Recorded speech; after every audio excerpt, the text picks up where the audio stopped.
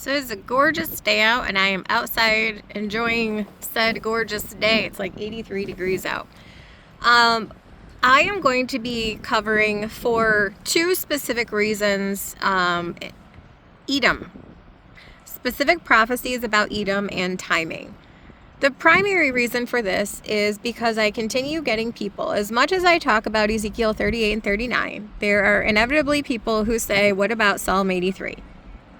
And Psalm 83 includes a bunch of different places which are originate from people groups. So it talks about the Ishmaelites and the Hagarenes and Asher and Edom. Well, these are all people that have progeny that are set against Israel. They're set against God and use Israel to get at God. And so Edom is the place that I always go to clear this up the quickest, because it is, to me, the easiest way of doing so. All of these places are listed in Psalm 83. So if you can identify easily one or two, but one for me is more than plenty, as far as when the destruction of these places occur, then you have identified when the destruction of all of these places occur, because Psalm 83 is one chapter, which deals with one event, which ties all of these places together.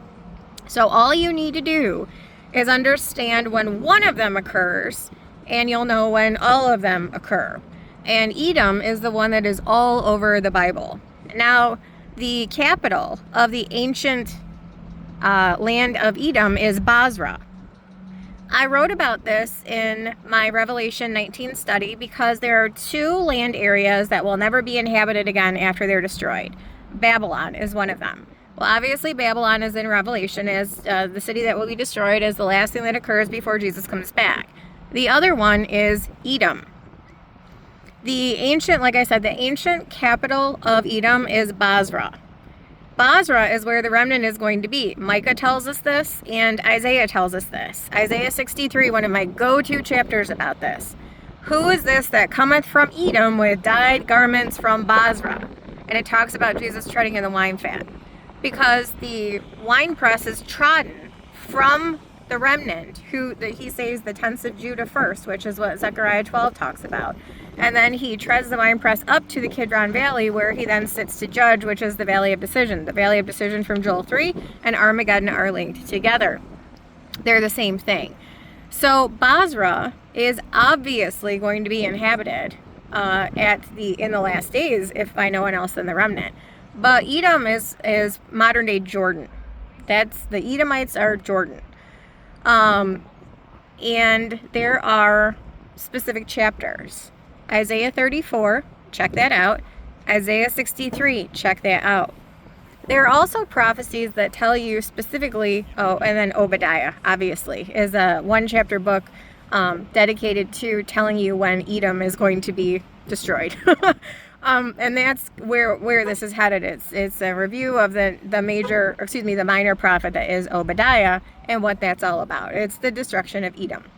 But there are three chapters specifically in view: Isaiah 34, Isaiah 63, and the book of Obadiah, which again is one chapter. So check those out. Now, the secondary purpose of this is to talk about the dividing of the land, because this is one of the things where people have been talking about Trump potentially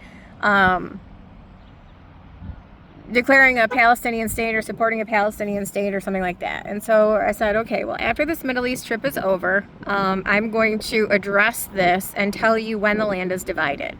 There are too many people who think that the Daniel 9:27 covenant is a land for peace or a two-state solution or something like that, and it is not.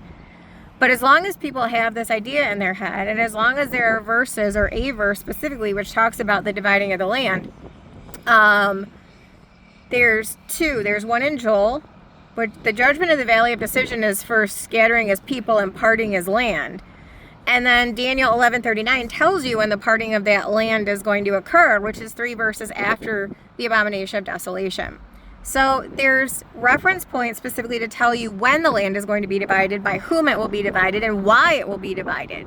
And none of those point to the beginning of the 70th week, but to the midpoint of the 70th week. And again, Joel 3 tells you about the judgment that occurs on behalf of that. The book of Obadiah is linked to that also because it tells us that part of the reason that Edom gets judged, Edom is Esau, part of the reason that Edom and Esau get judged is because they try to keep their brother Jacob from fleeing. They try to hinder his flight. And then they also have a hand in spoiling him in his day of trouble. So check out the book of Obadiah in preparation for this if you're interested. So Joel 3 talks about the judgment for that. Daniel 11 talks about the timing for that. Now, interestingly enough, Daniel 11 also tells us that when the beast goes on his conquest, that there are several people groups, land areas that escape out of his hand, and Edom is one of them. Why? Because Jacob have I loved and Esau have I hated. Why did he hate Esau? Why did the Lord hate Esau?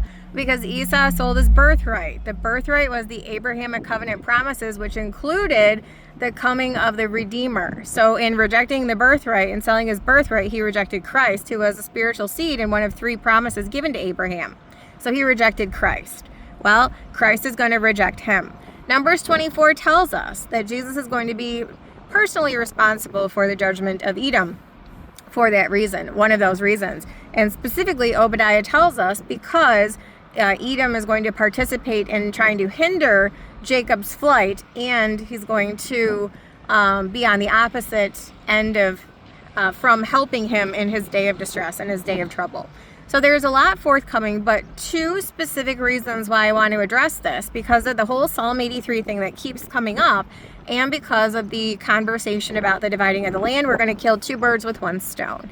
So if you guys have any questions, let me know. But in the interim, check out Numbers 24, check out Isaiah 34, check out Isaiah 63, check out the book of Obadiah, and check out Daniel 11 from 36 through the end of the chapter, because that deals specifically with the 4th kingdom and the 4th beast of the book of Daniel. See you guys later.